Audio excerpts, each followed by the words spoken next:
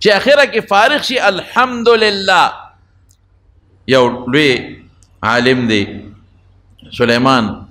ابن حرب د هارون الرشید په زمانه کې. هارون الرشید ناست دی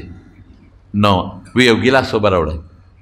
نو سلیمان ابن حرب هغه مرۍ منډه کړې نو ګیلاس اوبه راوړی. نو چې هارون الرشید خولې ته اچولې نو سلیمان ابن حرب رحمه الله ورته وی صبر وکړه مسکه صاحب. خو عالمو د علمو به قدر کوم. وی اسې صاحب تا نه یو تپوس کوم چې ته په یو ځنګل کې یا په یو لاره کې روانې او ډېر زیات تږې شې او تا ته اوبه نه میلاوېږي او د تندې مرې او څوک د ګیلاس اوبه راوړي او درته وایي چې دا نیمه بادشاهي به راکې نو ور به یې کې هغه وایي چې زه مرم په بادشاه څه کوم چې د مرګ نه بچ کېږم په یو ګیلاس بلکل به یې وله ورکړم بلکل. وی ښه چې بیا یې دغه نیمه بادشاهي خو دې ورکړه هغه اوبه دې اوس کله یې د خېټه کې ونښفتې او په متیازو کې نوځي.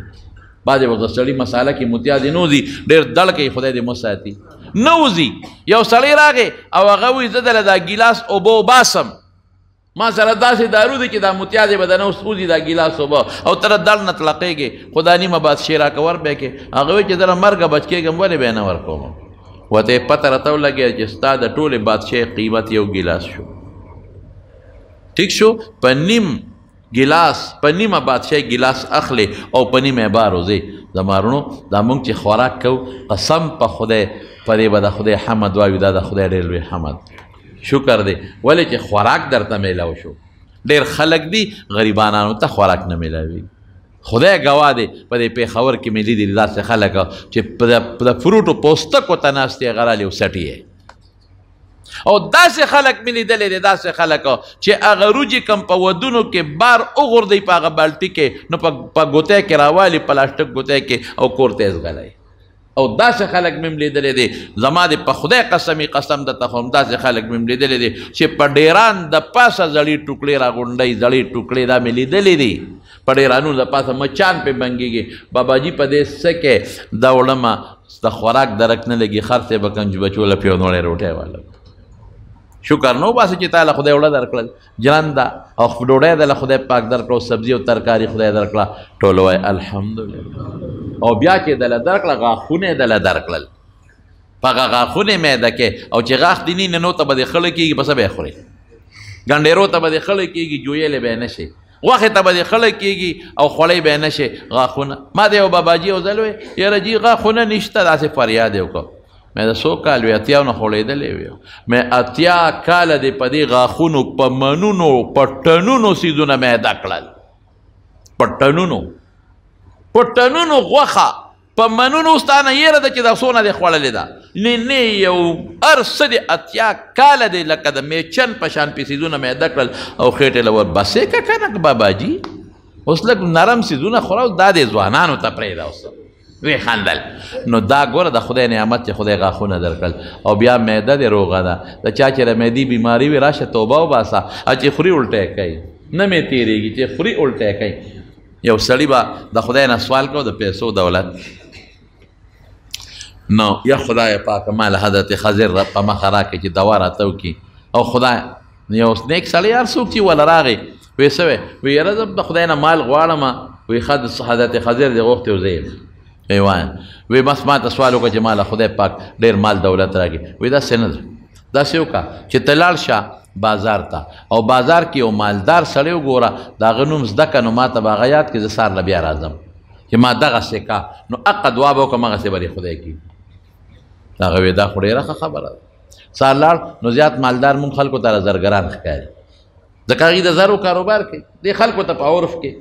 دې لاړ د زرو مارکیټ ته بازار ته اوس یو دوکانونو چکر لګوي یو زرګر دی چې اوس هغه ته به پونډونه دي او مال او زر دي او خرڅېږي غښتلي کېږي او بلا نوکران دي. دی ورغې هغه ته کېناسته او ورته وایي چې داسې کار دی چې دی او مخامخ ولاړ دی پیشکي شو ایشه دی خوا راشه وی څه وی وی دلته څه له ولاړې یاره دا تا ته یو خبره کوم خفه نه شي. ولې خفه کېږم وی دغسې یو نیک بنده راغلی دی او ما خدای ته سوال کړی و الله رالیږلی او ما وی ما ته دعا وکړه چې خدای مالدار کړي. هغه وی بازار کې وګرځه او یو سړي نوم زده که ما ته به ووایي چې د دغه سړي په شان که دعا به وکړم خدای به د هغه په شان کړي نو ما ته ته ډېر مالدار ښکاري دا سره او سپین ارض ځي نو زه وایم چې زه دعا وکړم چې ستا په شان مې خدای کړي نوم راته لږ وښایه پلار نوم راته وښایه هغوی بچی کښېنه پام کوم ما ورته یاد نه کېږي ما نه خبره لاول خو دوه خبرې دي زما یو خبره خو زما دا ده چې زه بیمار یم ناجوړه دا چې څومره ته ګل ته ګورې دا چې کم تا ته مخامخ ښکاري دا ټول زما په مخ کې غوښې او چرګان او زما مال خوري زما پکې نصیب نشته ما باندې دا هر څه بند دي او ډبې راواغی شوي دغه پیتي ما ته راځي او دا خورم نو مال به دې ډېرې دا به دې خوراک یې نو څه به پې وی دویمه واوره دویمه دا وه چې ښځه مې ډېره زیاته خوښه وه زه یم ډېر زیات خوښ وم ښځه مې ناجوړه شوه چې ناجوړه شوه بیماره شوه ډاکټر بیا طبیبان وی دا مري دا ختمېدو والا زه کېناستم چې ښځې دا ستا نه بغیر به ژوند څنګه تېرېږي چې ته نه یې خوښه مې ډېره وی ما ته وي څلورلس اعتبار دی خو ځکه مړه شم زما څلوېښتۍ کې به دې بله ښځه کړي نو ستا نه بغیر بله ښځه سوال نه پیدا کېږي چې زه بله ښځه وکړم وی چې په سړو اعتبار نشته او بله به دې کړي بس ما نه یو غلطي وشي او زه لاړم او د ښځې د خواهند د خواهشاتو چې کوم اندام یې هغه مې ځان نه پرې کړم او ډاکټر طبیب لکه سنت چې سړی کوي برابر وګنډلم او رالم ښځې ته مې هغه اندام کېښود چې اوس ته یقین راغی بس اوس خبره ته مرې او دې وخت کې زما خواهش ته نشي پوره کولی بله ښځه چې څه کوم زه به پرې څه کوم خیر و خلاص اوس دې یقین راغی وی اوس مې یقین راغی وی خدای مې ښځه جوړه کړه خدای دې تباه و برباد کا خبیثه دا ستا کار اوس مې ښځه خدای جوړه کړه زه اوس بیمار یم قصه مې خلاصه ده اسم نشم کولی د ښځو په مثال یم او زه ورته ناجوړ یم دغه پیتي مې خوراک دی ښځه مې جوړه کړه او اوس خفه کېږه ما اوس زه اسم نشم کولی دا چې څومره نوکران ته وینې که نه دا زما ټول څه د حلالو د حرامو خاوندان دي زما د ښځې او څه د حرامو بچي دي